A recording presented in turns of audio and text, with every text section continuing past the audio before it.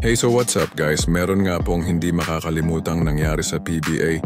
Japeth Aguilar, yan nga po. Nag-fake nga po siya sa free throw line. Alamin natin kung bakit nga ba nag-fake si Kuya Japeth Aguilar. Mas madalas mangyari yung ganito sa NBA. Kita niyo naman pati yung mga kampi niya nape-fakean.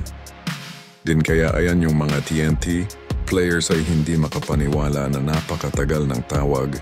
Ito naman nangyari din po sa NBA, matagal din po ang tawag. Katulad ng tawag ng mga referees natin sa PBA, gulat din kasi yung mga referees natin tulad dito. Nikyang na po yan kita nyo naman. Pero heto naman po ang malamang sa malamang na dahilan kung bakit nag-fake si Kuya Japeth. Ayan nga po, nakita niyo naman ng ate. Nga po yung kanyang ilong doon, pero mga pare ko, hindi ko po pinapahiya si Japeth dito dagdag. Alala rin sa kanya to sa PBA kung sakaling, ayun nga dumating yung panahon na mag-retire siya. Kita niyo naman umaktos siya na parang walang nangyari. After mangatin nung kanyang ilong, baka nga naman makalusot pre. Hihe, pero kung ayan po ang pag-uusapan si O'Neal po ng NBA ang hindi makakalimutan talaga sa pagtutroll sa free throw line. Kita niyo naman hehehe pati kampi.